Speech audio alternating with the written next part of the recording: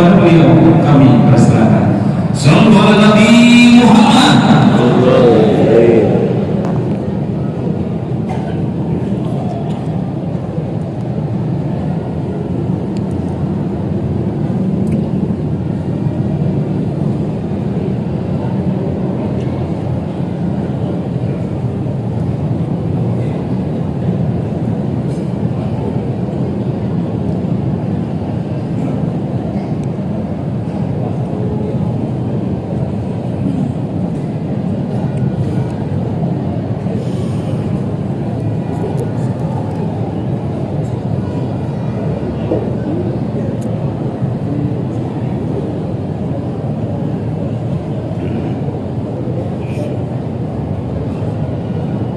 Bismillahirrahmanirrahim. Yang mulia, yang selalu kita doakan sehat, yang selalu kita doakan mudah-mudahan usia-usia beliau ini berlimpah berkah. Para alim, para ulama, para guru-guru Quran, para imam-imam masjid, para guru-guru ngaji, yang terhormat Bapak Wali Kota Lubuk Linggau, Bapak Rahmat Hidayat Linggau Juara,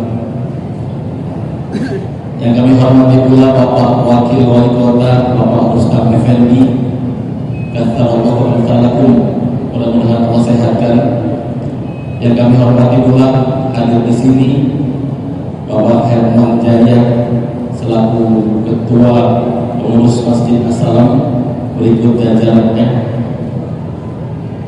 Hadir pula di sini Bapak Dandim yang diwakili oleh Bapak Kasdim, Bapak Sekda, Bapak Kapolres yang diwakili oleh Bapak Polres, Bapak Samsul, Bapak Kakak Kemenak dan Bapak Kemenhaj, Bapak Kantor Kementerian Haji yang baru dilantik. Dan yang kami hormati pula Kanda Buya Fikri, pengasuh Pondok Pesantren Modern Uswatun Hasanah Lubuk Linggau, yang makso tolong pakai dulu salut Ustaz, Pondok Pesantren Modern Uswatun Hasanah Ustaz Buya Fikri. Dan yang kami hormati wabil khusus hadirin hadirat muslimin muslimat rahimakumullah. Assalamualaikum warahmatullahi wabarakatuh.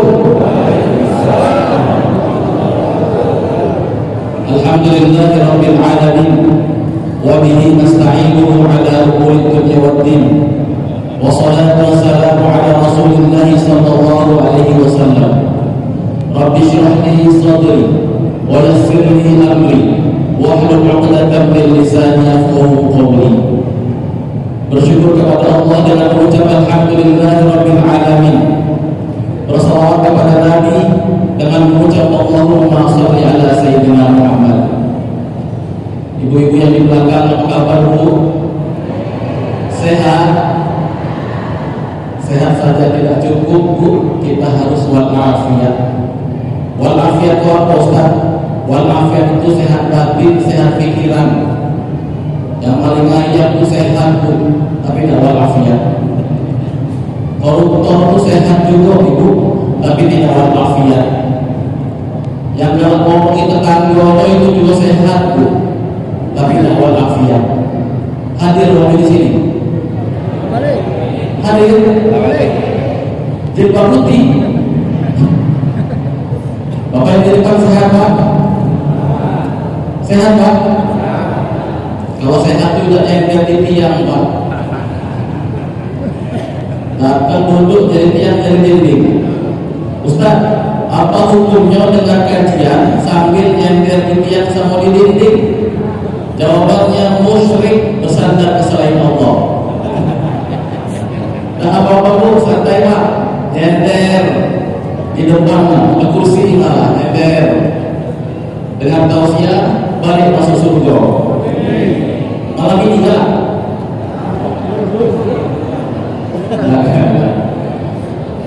Muhasabah akhir tahun. Saya ingin mengawali dengan kisah yang Diceritakan dalam Al-Quran drama yang sangat epik Bapak. A'udzubillahi minasyaitonirrajim. Inni ra'aitu ahada asyara kaukaban.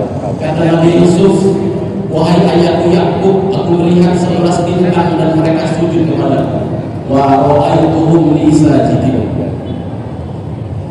Nabi Yusuf adalah anak dari Nabi Yakub. Kalau silsilahnya dari atas, Ibrahim alaihissalam punya 2 orang anak. Yang pertama namanya Ismail dari Hajar, yang kedua namanya Ishak dari Sarah. Ishak punya anak namanya Yakub. Dalam agama lain Yakub dikenal dengan Israel. Yakub alias Israel punya 12 orang anak, dan Ruben, Zebulon, Simon, Benyamin, salah satunya Yusuf alaihissalam. 12 orang anak Yusuf atau anak Yakub ini yang disebut dengan Bani Yakub alias Bani Israel. Saksi bahasan kita adalah Yusuf alaihissalam, manusia paling tampan yang pernah Allah tampilkan di muka bumi. Diceritakan dalam banyak manuskrip, banyak literatur, bahkan Al-Quran menjelaskan betapa tampannya Yusuf alaihissalam. Saking tampannya beliau lewat dan telah terasa para gadis tangannya terpotong. Ustaz, masih belum tergambar setampan apa Yusuf itu, Ustaz? Coba Bapak Ibu lihat ke depan, kurang lebih kira-kira macam wali kotanya lah. Masalah sih itu Pak. Beliau di Wakabi juga, mau suka jadi, mau kantong dulu juga. Nabi Yusuf alaihissalam beliau sangat soleh, akhlaknya di atas rata-rata, sehingga bikin diri 11 sahabat atau 11 saudaranya. Suatu ketika saudaranya minta izin kepada ayahnya Yakub, wahai ayah kami ingin mengajak Yusuf ini jalan-jalan berburu ke hutan, ke gurun.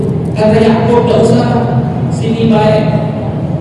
Tidak ya, malaka la ta'manna, mengapa kau tidak percaya pada kami?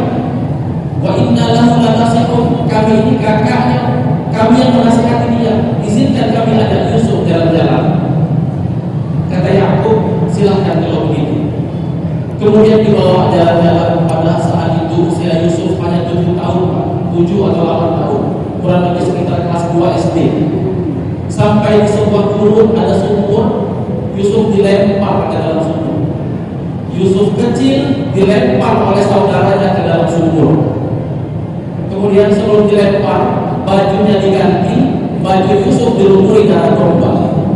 Lalu pulang kepada Yakub, wahai ayah kami Yakub, sesungguhnya Yusuf sudah dimakan oleh serigala. Kami berusaha menyelamatkan tapi kami gagal. Ini darah Yusuf. Yakub sedih.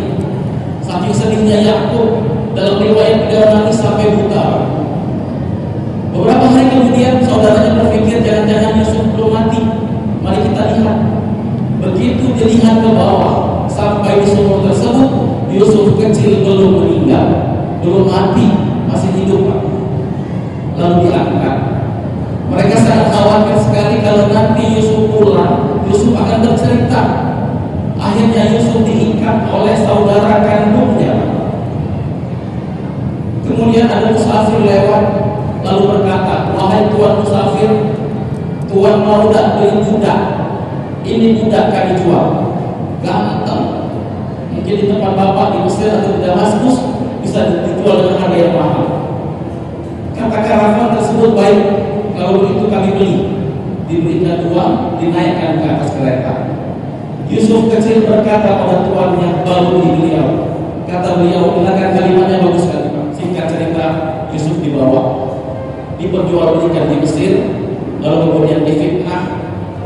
Beliau tumbuh dewasa, difitnah dengan seorang wanita namanya Imro'atul Aziz. Al-Quran tidak menyebut nama Sulaimah di situ. Al-Quran menyebut Imro'atul Aziz. Kemudian dimasukkan dalam penjara. Lalu Yusuf mempunyai kemampuan mentakwilkan mimpi. Beliau bisa mentakwilkan mimpi raja. Singkat cerita, beliau diangkat jadi menteri dan jadi pejabat di Mesir. Sekian tahun kemudian, daerah tersebut mengalami paceklik. Saudara-saudara yang 11 tadi datang ke Mesir minta bantuan dan dibantu oleh Yusuf, yang kemudian Yusuf menjelaskan bahwa aku adalah adik yang kamu buang waktu itu. Kemudian mereka bersujud sesuai dengan kalimat yang Quran sebutkan pertama, dan terus memaafkan. Apa hikmah penting dan apa kaitannya dengan muhasabah ini? Bapak wali kota yang terhormat, hikmah yang pertama adalah mendoakan orang yang telah menzalimi.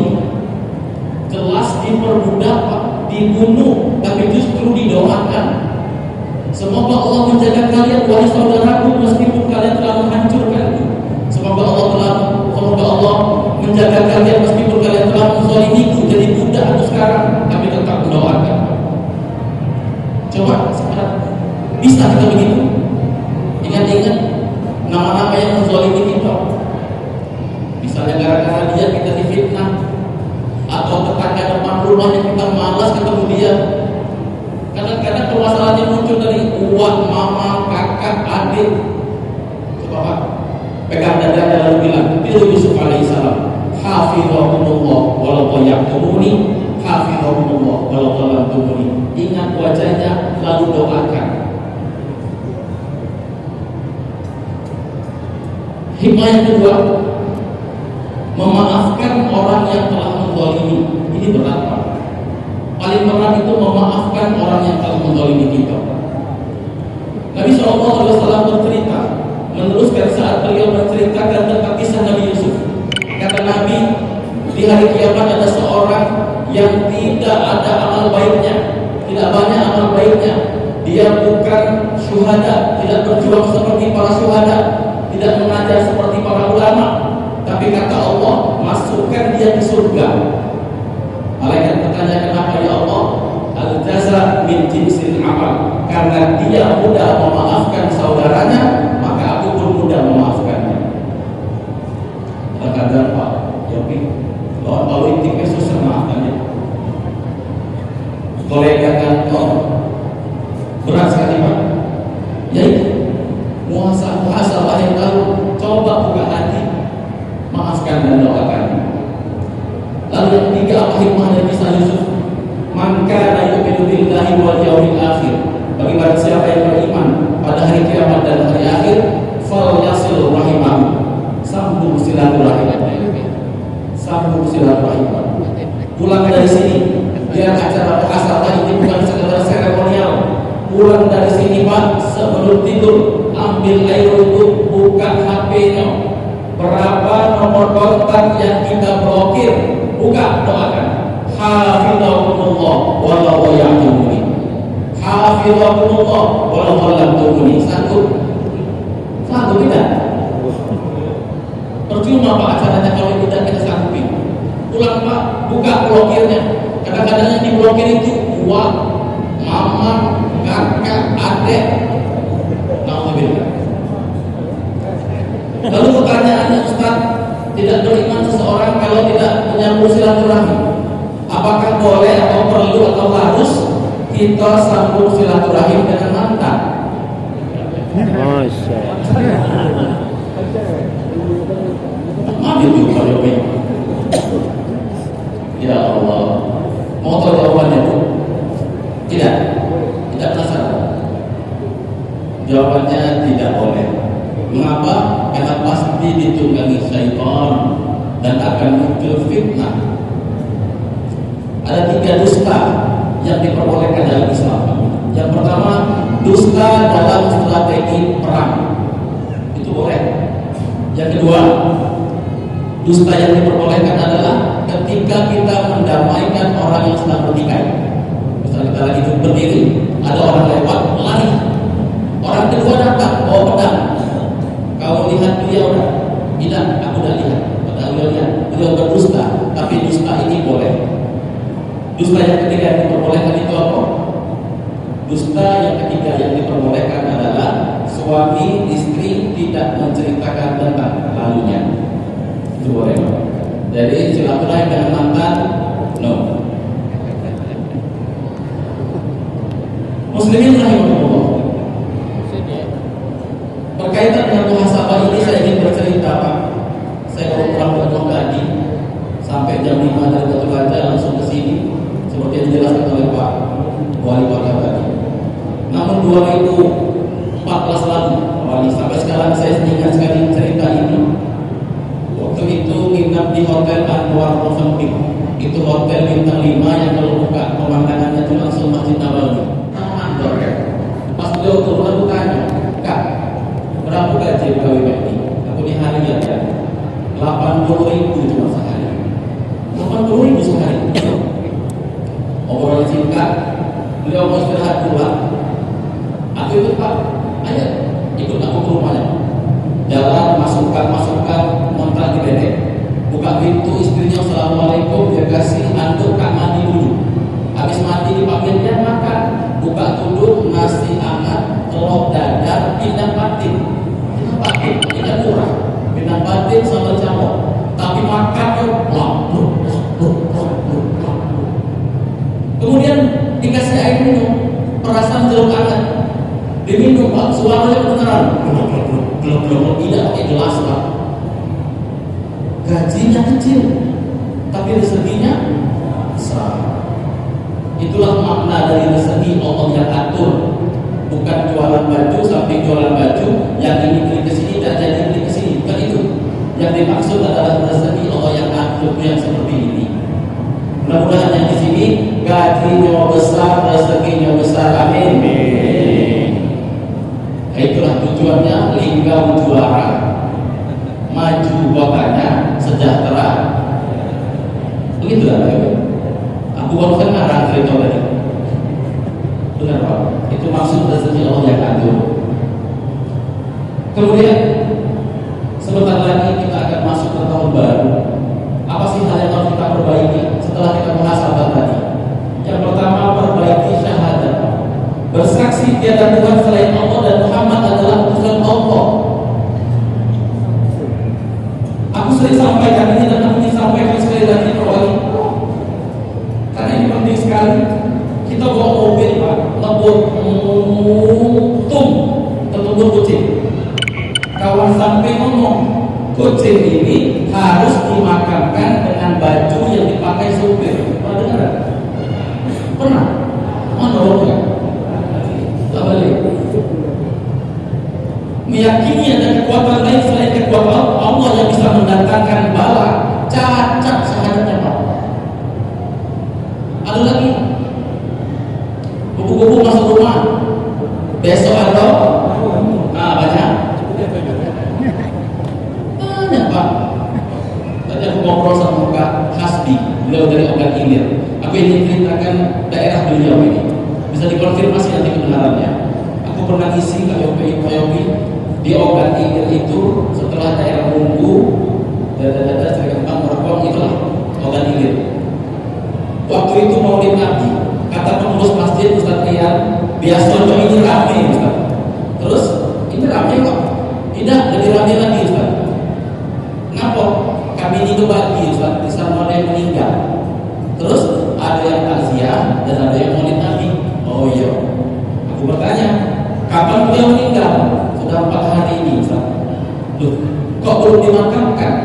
Kata pengurus masjid itu Pak, di tempat kami jenazah tidak akan dimakamkan sampai ahli waris dibeleh ayam jago.